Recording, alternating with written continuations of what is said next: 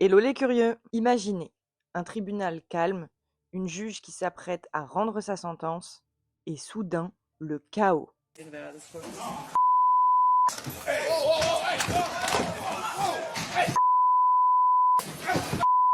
Histoire vraie qui est arrivée à Las Vegas en 2024.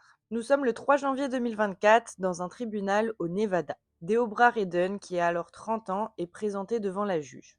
Ce jour-là, il paraît pour un cas de violence domestique et il espère que ce soit une peine de probation. Sauf que dès que la juge prononce une peine de prison, c'est l'explosion. Redden pousse un hurlement de rage, court vers la magistrate et saute littéralement au-dessus du bureau pour l'attaquer. Ce moment a bien évidemment été filmé et a choqué la mairie.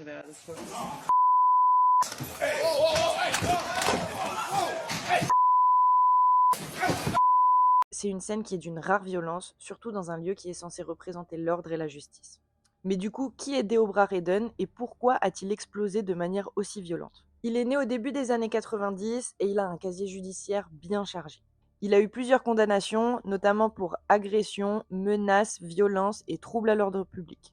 Il faut savoir qu'il souffre depuis l'adolescence d'un trouble mental grave, puisqu'il a été diagnostiqué schizophrène paranoïde. C'est d'ailleurs un trouble qu'il refuse de traiter régulièrement, puisqu'il ne prend pas son traitement de manière stable. Selon ses avocats, à ce moment-là, Redden était en crise psychotique et il n'avait pas pris ses cachets. La juge, quant à elle, Marie Holtus, n'avait jamais été confrontée à ce genre de situation. Elle était en poste depuis des années à Las Vegas, mais c'est la première fois qu'elle a fait face à une violence pareille.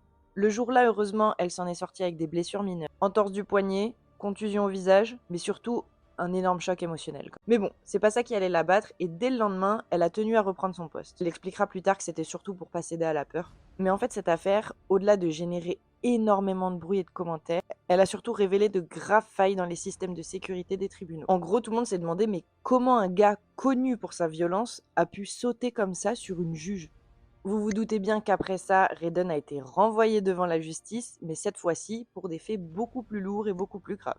3 chefs d'accusation, tentative de meurtre, batterie sur une personne protégée et violation de sécurité des règles d'un tribunal. Du coup, lors de son procès, il plaide coupable mais mentalement malade. Finalement, en décembre 2024, le verdict tombe, 26 à 65 ans de prison ferme.